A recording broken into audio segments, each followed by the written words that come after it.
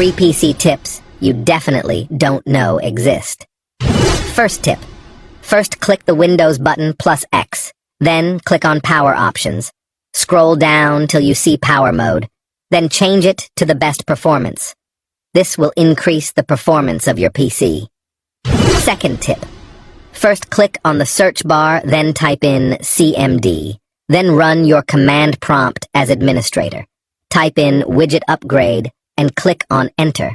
Now type in Winget Upgrade -- all.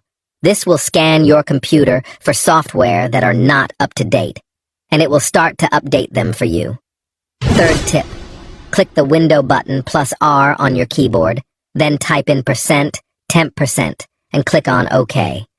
Now select all the files you're looking at, right-click on them, and click on Delete. This will free up space on your PC, and it will also make it faster.